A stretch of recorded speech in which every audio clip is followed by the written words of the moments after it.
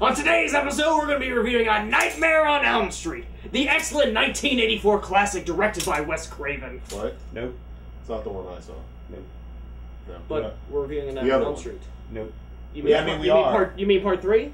No. Part 4? Nope. Part 2? No, the other one. Part 5? The one from what? Like Part 6? 2010. 2010. Yeah, yeah. Are you sure you don't A mean... Nightmare Before Elm Street. Yeah. A Nightmare There is a on Elm difference. Street. Yeah, it's A Nightmare.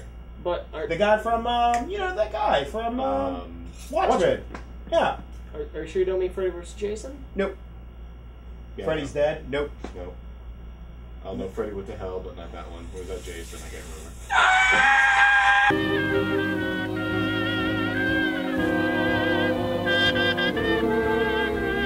We did watch that movie. I didn't watch the movie.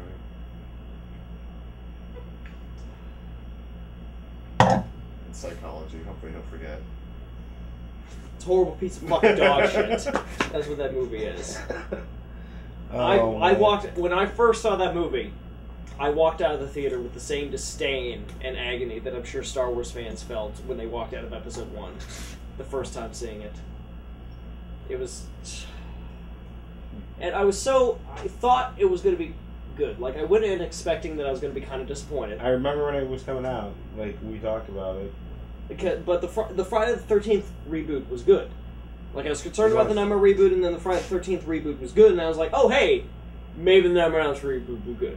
I mean, I'll probably be let down. I'm not going to get high expectations, but, you know, it probably won't suck. And then it super sucked. Hi, I'm Aaron. I'm Steve Rzinski. I've been drinking.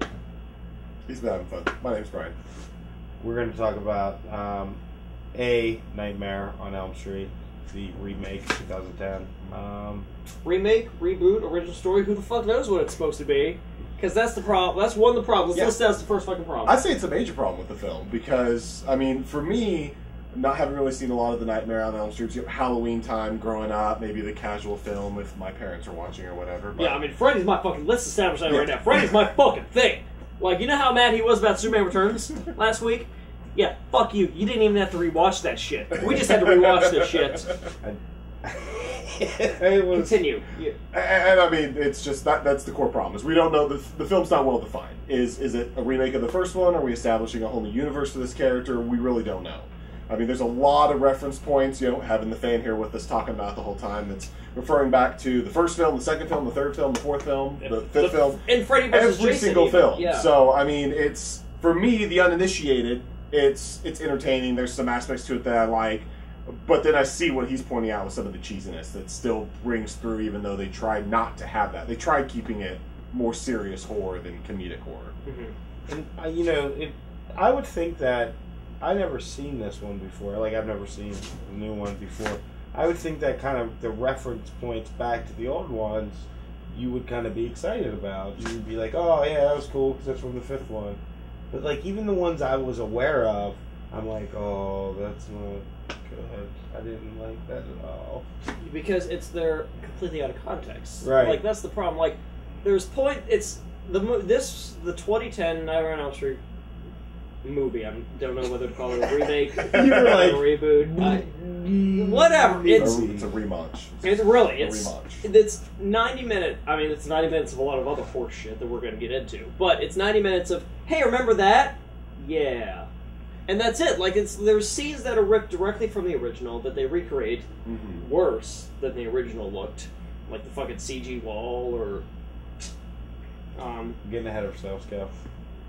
But then there's also like a bunch of other lines from other movies in the series that are just put in there. Like, just put in there that only I would know are from other movies, but they're totally out of context and make no sense in the situation, or they at least make less sense.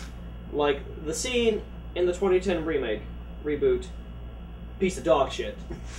Relaunch is Nancy running down the hallway and falling into the blood hallway. Yep. Floor becomes blood. And Freddy goes, how's this for a wet dream? The line originally came from Nightmare on Elm Street Part 4, The Dream Master, when the character Joey was on top of his waterbed, and a super Water bread. Wait, bread, water bread, Water bread? Yeah, Is that water a bread. piece of bread made of water. Okay. It's Wonder Bread, but not the good kind. Fuck you, Aaron. Got it. Just checking. Next time you misspeak, I'm gonna point that out. Thank you. He's very emotional, guys.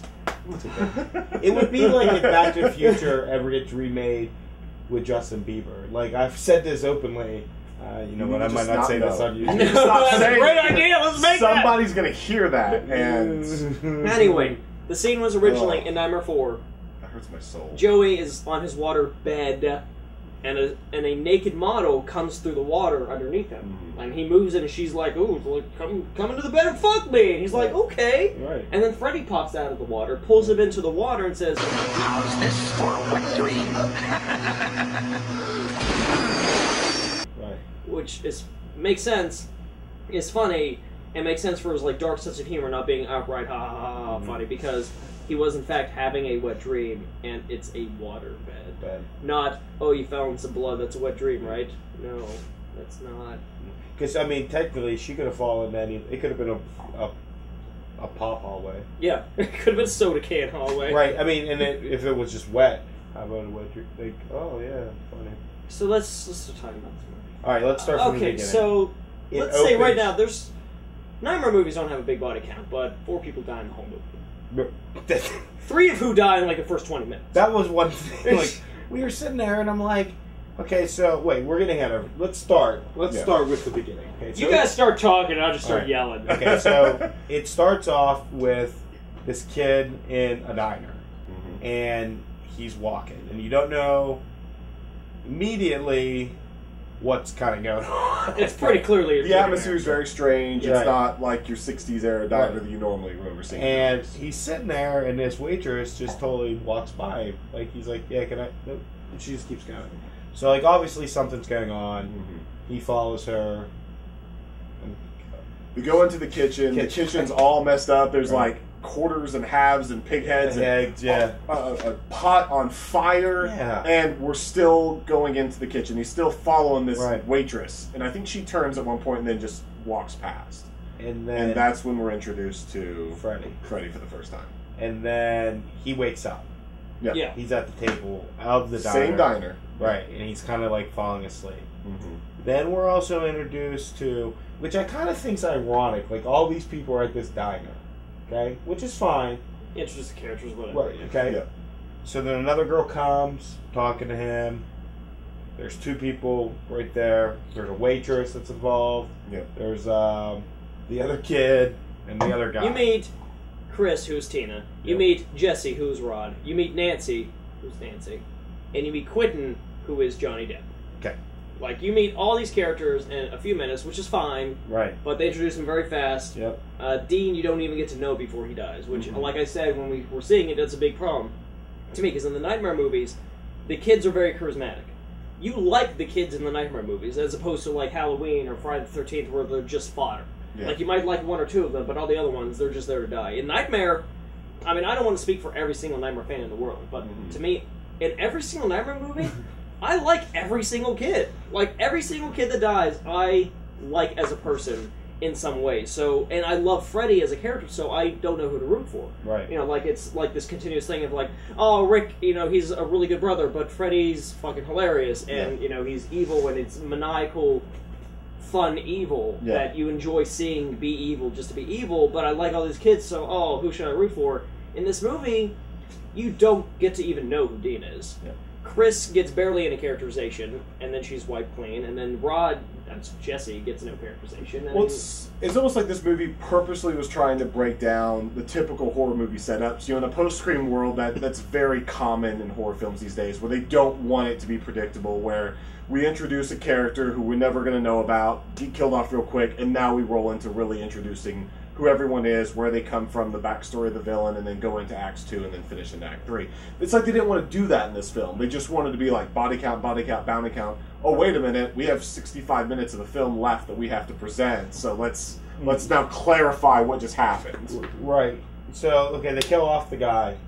Opening credits. Boom. Okay, we're ready to go now. Yeah. Okay? So Freddy's killing people in their dreams. Yep. It's happening. Yep. it's happening. So then- They do the Chris death, which is Tina's death, not in a good of a way, in my opinion. I won't say it's bad, but I don't like it. It's just different. Well, what death is that? Go ahead and spoil Okay, it. in the original Nightmare, the death of Tina was much similar. Tina's in bed with her boyfriend. Freddy, after some cat and mouse, is in bed with her.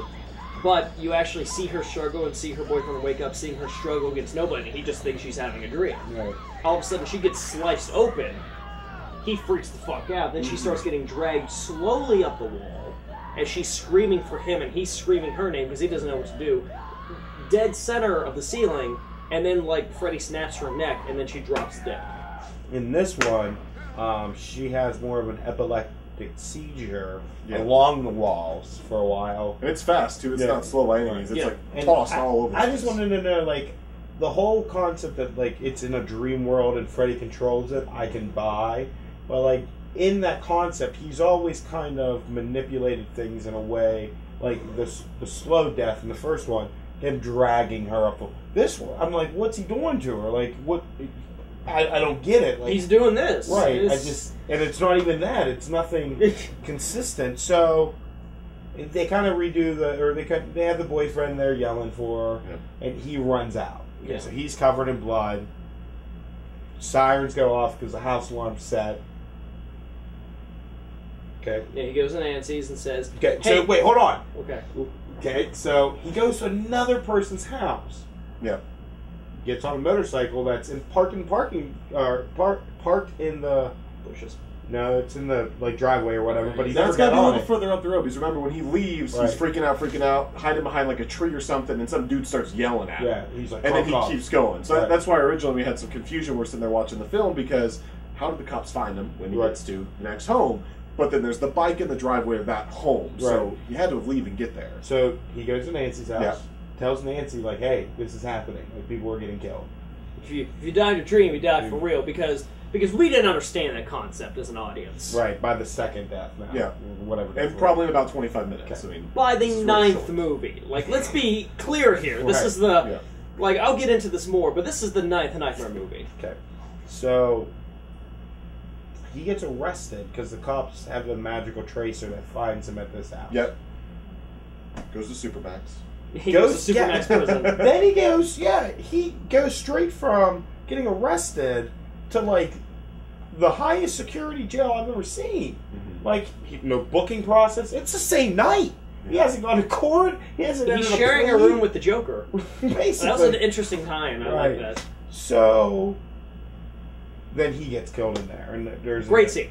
Yeah. Yeah. I hate this movie. I despise this movie. I think this movie's a piece of As you might horse, have donkey, batshit, cunt. It's bad. It's That's what bad. I'm saying. But that whole sequence of him asleep in the jail, his kill, and then his cellmate's reaction. Right. Great scene. That was really well done. I liked it. Yeah. It was interesting. It was brutal. It was just interesting. It was Yeah. something I hadn't seen before. And I think it's better handled than the previous character for his ex-girlfriend on how drawn out that character's intro and then death was. That this character is just very quickly dissected into, the world, figuring out what's going on. The rules are kind of getting established at this point, and then he's just out and gone so we can finally move into the plot of the remainder of the film. Mm-hmm. The problem, though, is that because at this point they start to figure out what's happening, and I will let you start to continue. But I want to say real quick, Nancy finds out that of all the kids that are getting killed, I won't say why yet. I'll let you explain that. But basically, it's this group of 20 kids that Freddy's killing for the reason that we're going to get into, and before the movie even starts, 26 of them are dead. Well, And now, Yeah. one's dead, then one's dead, then one's dead. So on that list of kids that Freddy's killing in Yeah. order to finish what he's doing, there's only 2 left now. Yeah. We're Yeah. 30 minutes in the movie. Right, and There's that's only what- 2 kids left. that's what I was gonna say. Is after he kills that kid in the jail, then they start going into the plot a little bit about how these kids went to school together and their parents kind of lied, so on and so forth. Because maybe they got molested. Right, because the next scene is about the kid swimming in the pool, and he has a. So The dream back. Yeah. The dream drop. there's another scene that we need to discuss. Okay, what's that scene? Is when they're sitting in the library at the computer. 70 hours. Yeah. Okay, they establish in this movie, specifically in this movie, in this universe, insomniacs will start to have micronaps, which means you start dreaming while you're awake. Whatever. That's a concept. that they barely get into in the movie, but they introduce it for whatever reason. But the main thing that they state is that after 70 hours, the brain, when it shuts down next, will go into a coma. Forever sleep. Okay, so just remember that, because you need that information, because trust us, it comes back. And it's covered in like a 3-sentence exchange between the two characters. Yeah, I've said that to people, and they're like, "What are you talking about? Yeah. That's ridiculous. That's not in the movie." It's almost like somebody wrote the script to that point, was like, yeah, this is a really cool thing we're just going to throw in, because, hey, we need the micro naps to explain why we'll look over and Freddy Krueger's there, and then they look back and he's not there anymore. That's how we can kind of explain those rules away.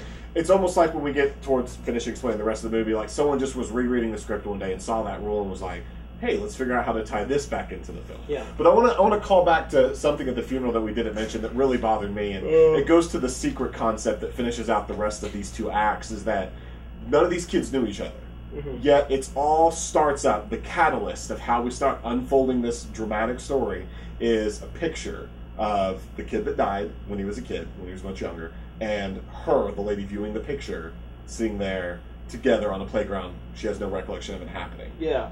And this phases through into the next scenes when she finally dies, of her digging through looking for these pictures. They're completely gone.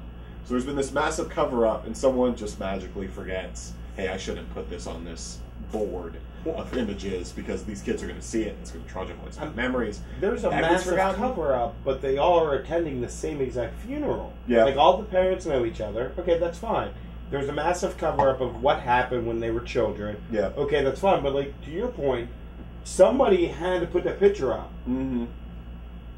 Why is that parent allowed to be part of the cover-up? Like, they never saw that before? Yeah, I mean, you would think somebody else would have caught it, and I know we pointed out as we're watching the movie that maybe the reason all the parents are together is obviously their kids went through something before, so they have that connection, but it's just like, all these little things that the movie doesn't explain how the kids don't remember any of this. There's- But if we're talking about, it's like, not like- obviously psychological things happen to these kids where we help them work through and forget these memories, the key to preventing them remembering is to not give them cues to go back to it. Right. And the adults, those kids' parents, probably didn't change a lot in the last 12 years. No.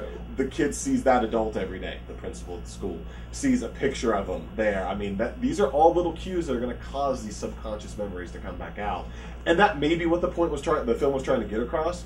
But this is where the horror film lacked its ability to define the rules. Yeah. We don't know what the rule is with how they all remember. And Because as you pointed out, all of them are dead. Half of them are dead before the film starts. The next quarter die during the film, and then we're left with two. And, you know, going back to that other scene is, in that, her flashback at the funeral, is she sees a little girl in a dress. And Yep. that's kind of the cornerstone of another thing, is once they start investigating, okay, what happened to us as children, you know, what was going on, they start finding things that, like, look, I've never committed a crime that I had to cover up, okay? But, if Good I... cover. Right. If I had to cover up something in the past, I'm not going to keep all these mementos just strewn about. Each parent had something that, like, one parent had the dress with slash marks in it. No, that was a dream. That was part of the dream. Yeah. I'm an idiot. I'm No, sorry. no. I mean, Nancy's mother still had an envelope filled with Full all of the pictures, information. right. Yeah. All of the information. So anyway. Let's get back to the whole idea that, okay, 25, 30 minutes into the movie, they've killed every character except for two. And they didn't... And some of these murders just happened on... What was the website called? The search engine. The Yeah. search engine? Yeah, I Giga... Whatever it was... Giga search. Gigasurge. Gigasurge. Yeah, Gigasurge. That the way you find out that some of these people died was just reading a news article. Yeah. Instead of having them incorporated into the story, like, okay, you want us to go out on this belief that all these people still live in this town, that they're not remembering most these of things. they They were did all out assumption of some state. moved away. Right, Yeah. that's what I'm saying. Instead of having them just still be there so you can Okay. see those murders, they're like, oh no, well this person moved in Dallas, and this person now does a video blog. Yeah. A video blog. A blog like this. Now when this is over, if all three of us died, this is never going to get posted because no one's here to post it. Mhm. However, in this world, I don't think their loved one would care to post. when something somebody like that. dies It's just on only the thing that could've video happened. blog, he gets his head. Boom! He gets posted on the internet. Yeah. He's Asian, though. It's weird. Oh, that's Yeah. how it is. Yeah. But anyway, so, like we said, everyone's Asians. dead. In the first 30 minutes, That's every single person's dead except for the In the characters world? of Quentin and Nancy. Yep. So the next 60 minutes of the movie is a whodunit Yeah. starring Freddy Krueger. And the problem with that, the problem with having 60 minutes of a movie be about who is Freddy Krueger, is the fact that most of the people seeing this movie already know the answer to that. 90% of the people know the answer to that. The other 10% can easily look on Wikipedia and find the answer to that question. Yeah. So you're wasting everyone's time exploring this idea, especially since the main idea is, did he really molest kids? Could have been innocent, only for it to end on, no, not really. Yeah, that was an interesting twist, I thought, was that, you know, at that point, they confront the parents because the kid has a dream. He has a micro nap in the pool, Mm-hmm. induces him to go into a vision of what happened that night. Mm-hmm. And it shows that the parents chase Krueger down into this factory of some sort, Yep. and they're accusing him of something. You don't really know what it is. You see these slash marks on the back of the kids, and then the next thing you see is like them setting the place on fire. Like, no, we can't call the cops. We can't do it. Yeah. Because And I mean, you can kind of tell, and I think the actor that played the principal, the key dad that threw the gasoline in there, that I don't think they expected the explosion that ensued after, but, you know, it doesn't He was justify clearly their actions. expecting to kill him. I mean, he said, this think? ends tonight.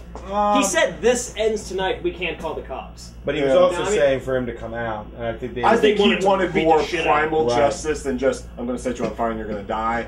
So, I mean, there was definitely an interesting twist there, but, I mean, also pointing out how the character kind of changes, that before we had found out that, you know, Freddy Krueger was the gardener at this daycare, this preschool facility, lived in the basement, which goes to the point of, you know, what kind of Freddy Krueger are we talking about here? He's Yeah, not let's- really kind of a sick killer at Yeah, this let's point. get into that. Kind of, and this is a good segue into who he is. And then he's playing with the kids, he's having fun.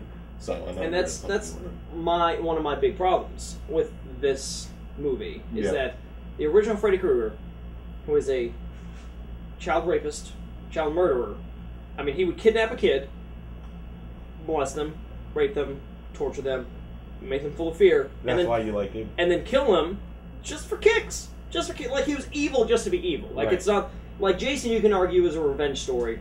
And the fact that he was retarded and raised by his mother to take revenge on the counselors. You can argue fucking Pinhead is just... he's a servant of the hell. He's a servant. Mm-hmm. You can argue fucking Leatherface is also just an inbred idiot that was raised by his parents to do what he does. You can argue most of the horror icons are not pure evil incarnate. in What a about way. Candyman? You left out the black guy.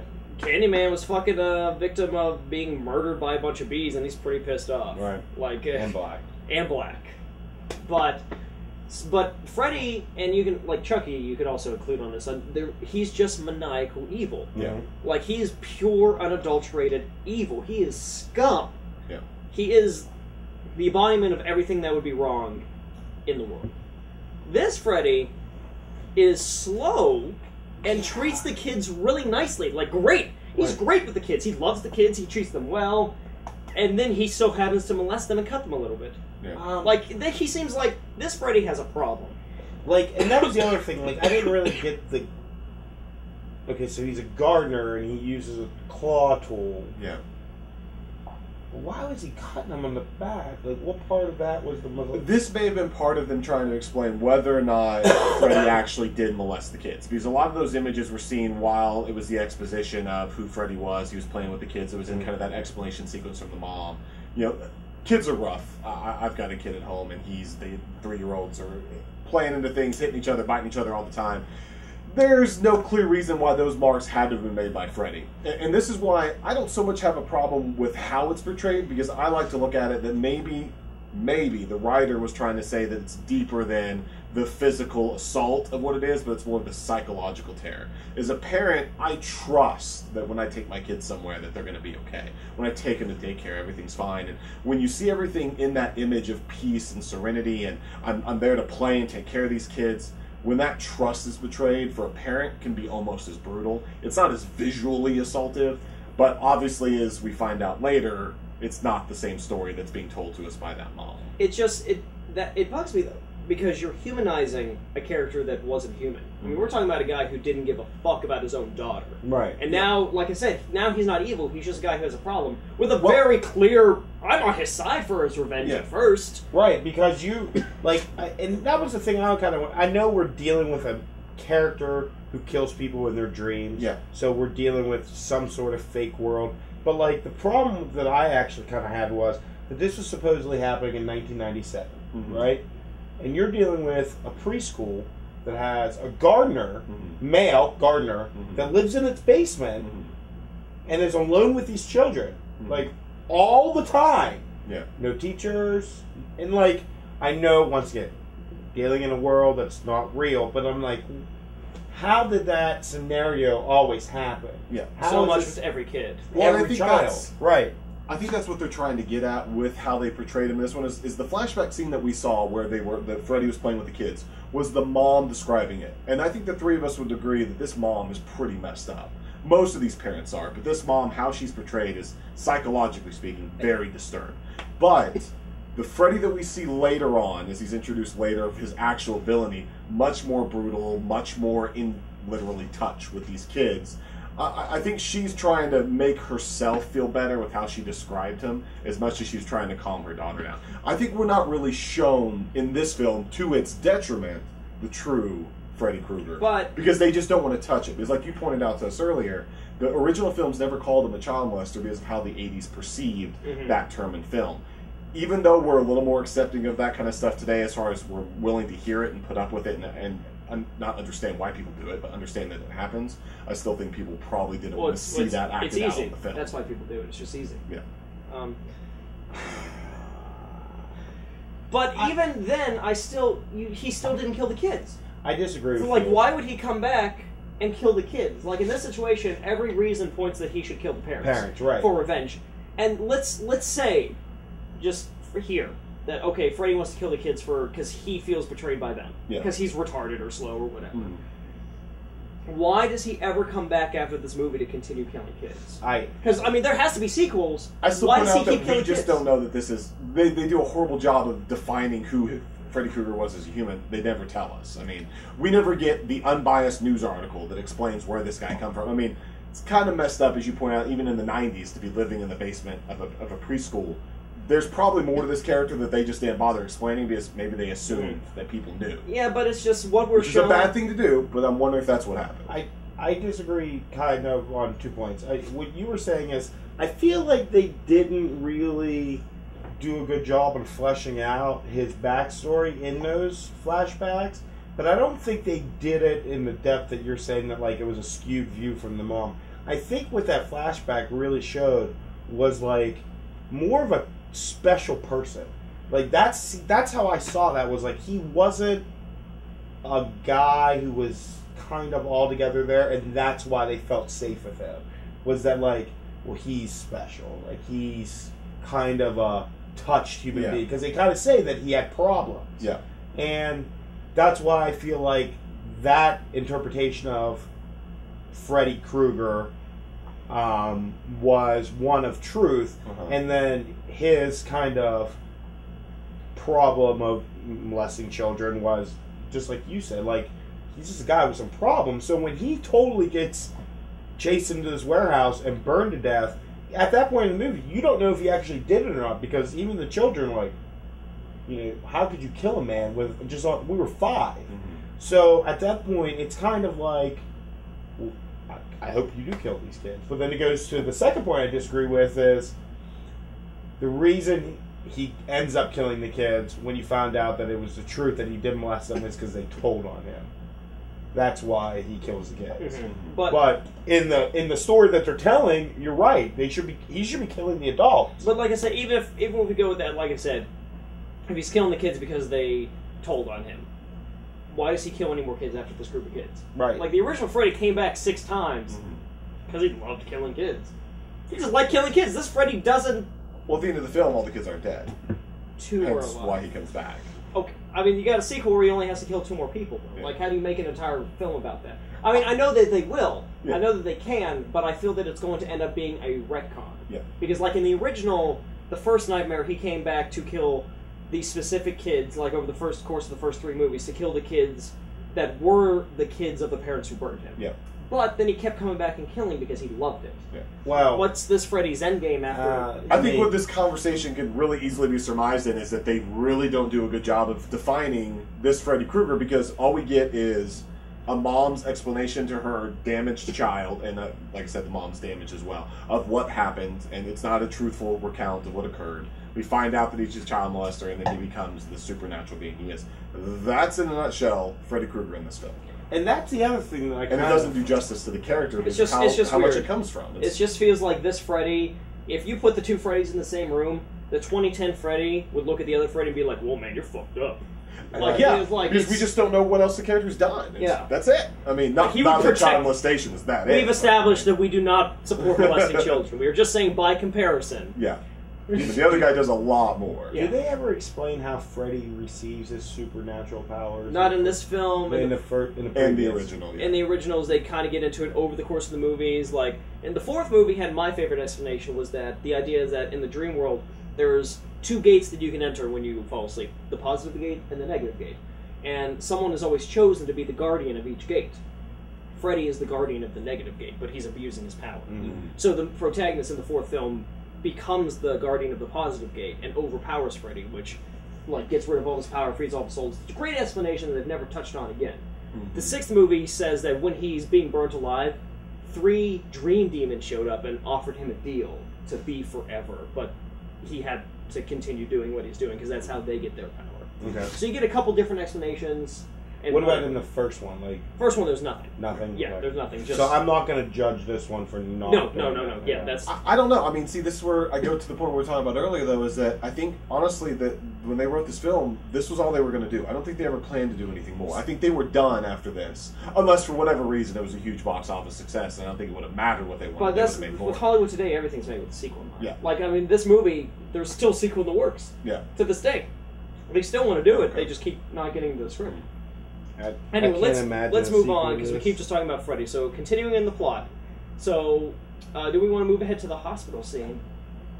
Yeah, I mean, that's fine. Okay, you had the problem with that scene. Like, Well, I mean, I know the characters, more exposition on what's going on with who these people are, and then the girl has a huge fight while they're at the drugstore with Freddy, and then it's always hard to tell if the other kid can see what's going on when the other one's having a vision or not. Kind of the assumption is that they can. yeah, the assumption is that Yeah. you can go either way with it, but whatever. Nasty cut on the arm, and finally someone decides to go to an expert or the authorities or something, when all these other times so much of this could have been avoided by just going to the police and explaining things, or reporting Krueger for what he did. Hey, But oh, just real quick, That's okay. talking about going to the police. Mind you, someone's been killed in a locked jail cell.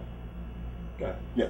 Well, I'm more referring to all the way back in the beginning when all Right, the right. molestation first happened. No one ever reported Right. it. But yeah, so they end up in the hospital. The Okay, girls. real quick, just Yeah. 1 second. Since you mentioned the molestation, I never realized how important it was for Freddy to be caught by the police and then let go on a technicality. Uh-huh. Like, I never understood how important that was in the because in the original story, that's what happened. Yeah. They go to the police. Freddy gets arrested, but Yeah. one person forgot to sign a search warrant, and he's off scot-free. Yeah. And that's why the parents burnt him alive. Totally understandable vigilante justice Yeah. at that point. In this movie, you don't have that. Yeah, it's just like they just They had chased no, them one they had day. no proof because the kid asked, Yeah. like, did you find the room we said that existed? No, we didn't. Okay. look. They didn't even look. Right. So, hospital. Insane. Go Yeah, so they end up at the hospital. hospital. Mom of the year shows up to take care of her daughter. It's got the horrible slash marks on her arm. Argument ensues in the with the doctor and her taking medicine to go to sleep, because obviously we don't want to go to sleep in this movie. And that's when Man of the Year shows up and goes to the best hospital in the world, where you can walk up to a nurse's cart and just take drugs. Take a drug. What, 2 vials of epinephrine and the syringes to administer them. Obviously just there for a plot reason, but still, he had an argument with old pharmacists not 10 minutes ago that wouldn't give him drugs, and now we're in a That he's hospital. been taken since he was 15. Well, like- he looked like a crack addict. Right, Yeah. but I mean, still, like, he's had this pill Yeah. since he's been 15. No, I'm not going to give you a refill on it. Yeah. But you can walk into the hospital and grab 2 vials of epinephrine. Yeah. No problem. And this just goes back to why we found out about the sleep rule earlier, is we're just simply doing something for no other reason than to give an explanation through the plot. Yeah. Which always does an injustice to a film, because I would rather see the character fight his way into, the drug cage at a hospital, grab him, swipe a badge to get in, something to show that these kids are fighting for their lives, not just, oh wait, there's a card there. Oh, sweet. Open this drawer. Oh yeah, I know what epinephrine is. I know exactly how many cc's to administer. I'm fine. Because, they escape. She gets out of the hospital, They and get now out. it's the hunt for Freddy. Yeah, we they're need to going go to find him and kill him. Find the preschool, which they find the preschool. Okay, but first, he takes a shot of, do you want some epinephrine? No, I don't. I'm going to take some. Shoots himself in the leg. Yep. Okay, just... In the car while driving, well, weebie-jeebies. Yep. And apparently... I think he should have started building a house. Like, stuff is great! So they go to the preschool. They find the preschool. in the middle of nowhere. I just want to make sure we mention that because I have a kid. I take him to daycare. I've never driven through cornfields and random abandoned buildings. As soon as I hit that abandoned building, I'm turning around and finding a different preschool. That's the thing. Granted, this is the same preschool that hired a gardener to live in its basement. So the gardener supposedly just moved away. To be fair, that was the same year Batman and Robin came out. Not everyone was in the right way. So the gardener, according to the parents, moved away. Uh-huh. They didn't shut down this preschool. It wasn't like they quarantined this preschool off. no explanation how the preschool closed. Right, because That assuming gardener was pivotal to its operations. right. That's why there's all the overgrown trees. Right. To its There's operations. a gardener. We don't know what to do now. Oh my We're just gonna god. close. But I mean, that goes to my psychological point, though, still, of why we don't keep the pictures around. Why it's a big deal that picture showed up at the funeral. They find the one in the dresser. You tell me these kids never drove by this preschool Yeah, ever? it's a small town I mean, that's in Ohio. Well, it's established in Ohio in the previous Yeah. movies. I don't know where the Springwood is. That's fine. once again, It's those a small subconscious town. memories are going to come out. Hey, I recognize that preschool. I went there recognize all that the preschool. But Okay. maybe they just picked up the building and moved it to the middle of nowhere. Right. But We'll go with that one. so they get to the preschool. They find the hidden cave. Easiest fucking thing to find. Yeah, I mean, it takes Right. no time. And she's like, yeah, it's right back there. Well, to be fair, I guess you could remember it. But Yeah, I mean, there's the How pictures could- on the wall. how They could see the- all that. And then, parents not find it when they were apparently looking for it. it was behind, a poster board or something. The kid just moved, like and then a there's a door corkboard and or it something. opens. Yeah. There's nothing. So they go in there and they find the gloves, which for some reason this Freddy makes, but no explanation. But whatever. exactly. But, He's got fingers with blades on it. I'm like, I don't. Yeah. Why does he have these? Yeah. What's It's not a gardening instrument. It's not like Edward tulips. Scissorhands. the old Freddy built them specifically to terrify the children, but Right. none of these children were terrified of Exactly. him. Yeah, Right. just something that's not gone into in the film that we're just left to assume. Just like- So- is he special? Is he horrible? What is it? Yeah, so they find the pictures, which establish yes, he did in fact, molest, fuck them, whatever. At least Which- her. It was just her. Yeah, it was just all her. her pictures. It wasn't all these kids. Well, no, allegedly it was many of them because they all told him. All he said was that it was her. It was, yeah, but the Yeah, pictures. the pictures were just her. The Yeah. pictures were just her. But yeah, there were tons of drawings on the walls. Yeah, and there was a bunch of relics from kids. different. There was obviously more than one child, but I think it's She's just his supposed favorite. to reinforce She's that it's his favorite. But so I'm just saying, we established that he did in fact do horrible things. Yeah. Which means we wasted the past hour of Yeah. he might not have done the horrible Right. things. Like why bother? Like just to say, and this is a totally subjective opinion. I don't like in general when movies waste my time trying to figure out something with the killer. Mhm. Like I don't want to see a whodunit.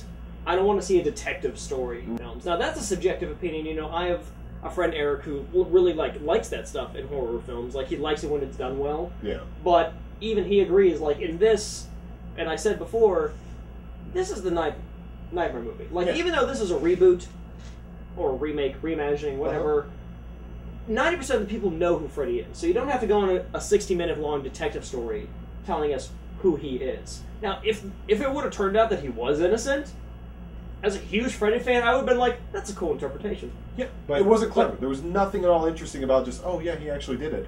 I'd be surprised if anyone through the entire film ever thought that Freddy didn't do it. It would have been cool if all of a sudden it was like, yeah, he was innocent. His rage is now because of the parents, and he's Yeah. going to take away their precious. I'll take away all the thing they children wanted to now. protect. That would have been an awesome I twist. want to Yeah. see that movie. Yeah, that would have been better. If they Yeah. wanted to do that, Yeah. that would have been better.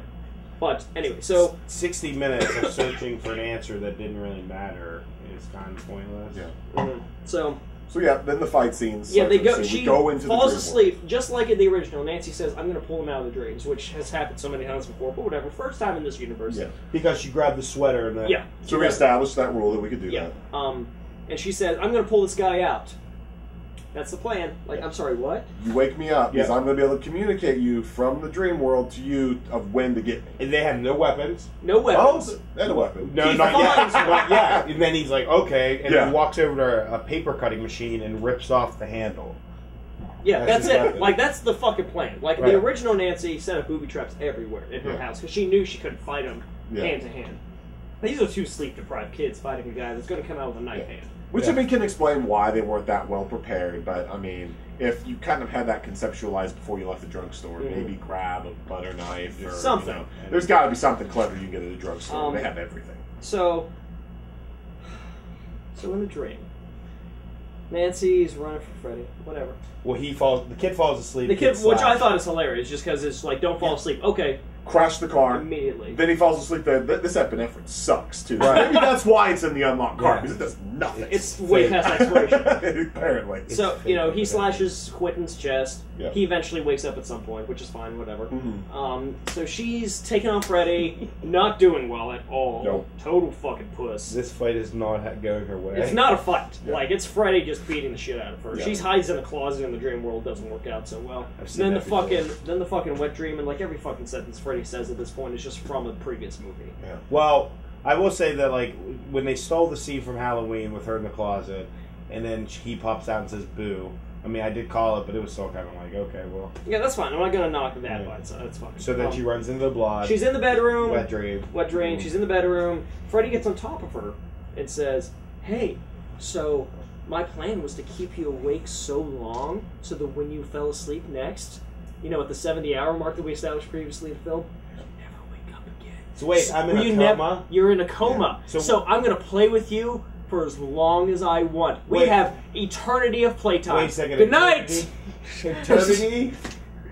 Yeah, so you're going to defend it, and I'll let you defend it, Yeah. but I'm going to side with Steve on this one.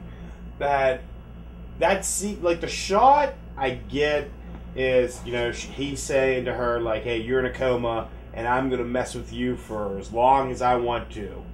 And then literally the next shot is him getting ready to kill her Yeah. and stab her. But meanwhile, in the real world, the other kid has the adrenaline, because we all knew that was going to come back, and he's Mhm. stabbing her in the heart. So they can do that side-by-side shot her. Yeah. And I get it, but you didn't have to set up the whole coma thing. You could have just been like, hey, I got you in my dream world now. Now I'm going to kill you. Yeah. And they could have done the same shot. And that's the problem with the coma thing, too, just segue on that before I defend the way the scene plays out, is that Freddy Krueger didn't sit down and research sleep disorders and anything. That was this kid. Now, maybe he can read minds. I He don't know can. if that was in the canon. In So the maybe old- he's just like, oh my god, really? That'll work? Awesome! I want it! Yeah. So maybe that's what happened. It wasn't really explained, so it's kind of quirky. We really didn't need that. Yeah, I mean, like in the old movies, whenever they fell asleep, he would tap into your deepest, darkest fear and use it Yeah. against you. Which means, like, as soon as you fall asleep, theoretically, he knows everything you know. Yeah. Which means he's pretty up to date on cultural Current events. and What movies stuff. you Like, like. because he died in the 50s, and I'm sure by 1985 he's like, oh, blacks can drink at the same fountain now. That's weird. Mm-hmm. Freddy's kind of racist. He is. Freddy is kind of He's a racist. rapist and a child molester, so we'll just add So- it to his line. But anyway, Let's so... let you have you defend yeah, this, because we so- don't have enough defense of movies that we Yeah, could play. and I mean, overall, I didn't have so many problems with the film. I think it suffered from, in this particular scene, a problem with whoever wrote the script and wrote the action sequence. Apparently, never talked to the cinematographer, because it does look specifically like he's got one claw stuck up in the air, mimicking just what the syringe is doing, and he's just going to pierce her straight through the heart. I'd like to hope that what he just said he was going to do was just to sit there and torture her, but it doesn't look that way. And whoever organized the scene, the director and the cinematographer, organizing how this was going to play out, shot by shot, did not seem to know what he just said. Because I'm going to poke you really, really hard with this pointy thing. That's all he could do at that point. And I would like to think that's not what Freddy Krueger was going to intend to do, but it's not what it looked like. So I didn't mind the scene so much because I just put faith that that's not what was going to happen, but it does not at all. I had to stop the movie. I had to stop the movie. Like, I was like, whoa! You just said you were going to torture her for, like, eternity. Yeah. And you're going to kill her. And this would have been a perfect reason to leave out the whole coma thing. Yeah. I am now going to get my vengeance on my precious girl that Yep. betrayed me Yep. and just end your life. So, the kid stabs her with The adrenaline. adrenaline. Now, then, She then grabs... Uma Thurman wakes up. Right. She And everything's grabs- okay with John Travolta. She grabs Freddy, pulls him into the real world. Yep. Okay.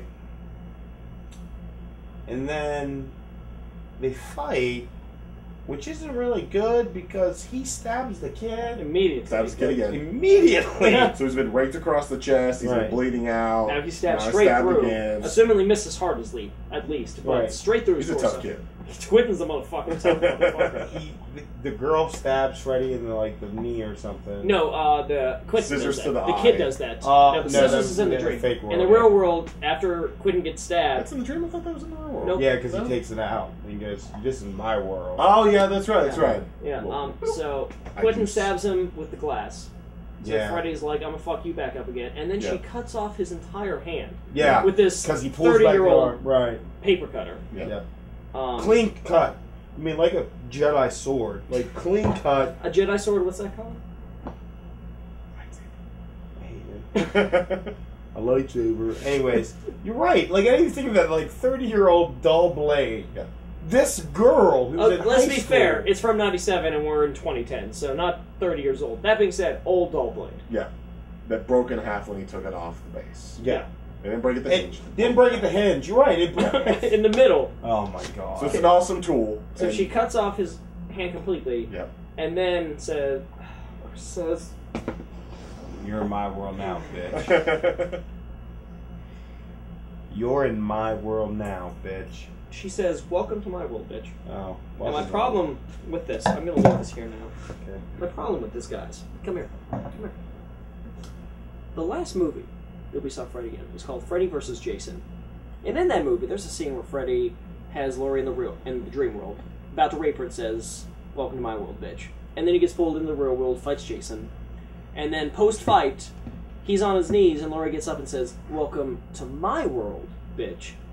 Cuts off his head with a machete, and it's cool because A, it's a callback to when Freddy said the exact same line to her, and B, it emulates the same way Pamela Voorhees died on Camp Crystal Lake. So it touches upon both franchises.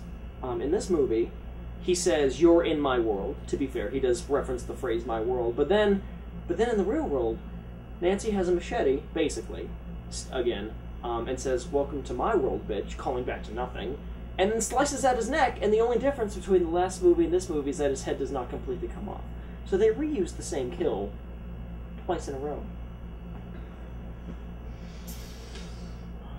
And it's where we run into the risk of films that we remake, reboot, relaunch, is that you can try to pay fan service and be there to give credit where it's due, but then there's no creativity that adds to originality or what are we going to do new for these characters to show something different.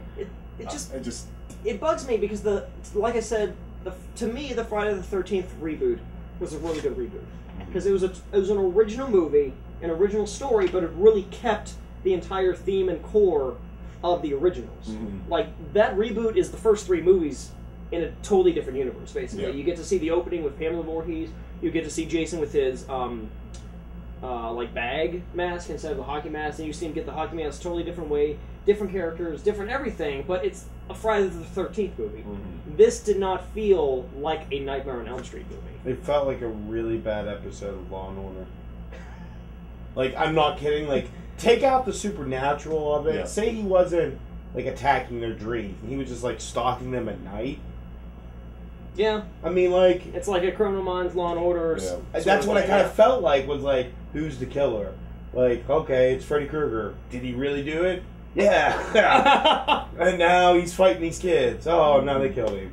It's just like So she slices his throat. Yeah. And then, like, not learning from her parents' mistakes, goes, hold a second, takes the lamp, throws it in there, lights everything on fire. Yeah. instead of maybe turning the body in somewhere so that not everyone thinks that she and Quentin are crazy. Yeah. Like, hey, here's Freddy Krueger's body.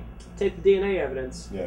like fingerprints, everything. It's Mhm. right there. Yeah, Right because that there. one boy before him, he's disgraced. Yeah. He killed her. He Yep. killed his girlfriend, probably the other friend too. Yeah. It's just Like even lives if, are even ruined. if you don't want to tell the police, hey, this guy got to us in our dreams. Yes. You can even say, hey, it's Freddy Krueger. Yeah. He's who killed our friends. Right. He's right there. He came back. He hurt his kids. Now, So the mythical creature from their dreams was a live person, went to their dreams, is killing them, came into the real world, is now dead again. Everything's good, right? Everything's fine. Like, let's imagine this is a standalone film and none of the other movies existed. Like, that logic doesn't make sense. He's come back from the dead once before. Right. Now let's go where all these movies already happened. This is like the third, fourth time they've tried this to Freddy. It keeps not working. Right, It keeps not working because you kill him and he comes back to the dream world. Right. Because you killed him from the real world. The best ending Freddy had was either the ending of 3 or 4. Like, both of those were legitimate endings to the character of Freddy that could have been played off as, like, the last movie. All the other things are, like, either temporary things or bullshit. Yeah, we're pulling the real world. Well, here's my problem with that ending was so he reaches through the mirror and he kills the mom. Who was asleep? Well, the other girl still hasn't gone to sleep. Wait a second. No. Micro naps. No, I don't know. they have gone to sleep. These are this is days later. Oh, these are days. She is coming home with the cast. I mean, well, it's in a sling. I don't recall a cast. Yeah, it could just be a It's in sling. Could just be a sling. And But it's morning, but I mean, it's still, once again, it's not very well defined. I gotta assume in the original, basically they were both asleep, and since Freddy couldn't kill Nancy, Freddy basically made Nancy watch him kill her mother because her mother was asleep. And then, like, post that movie, I mean, she was a drunk in the first movie, so the idea was that she committed. The police thought Nancy's mother committed suicide in the movie. Well, what my point is the fact that in this universe that they've set up, someone's got to be asleep.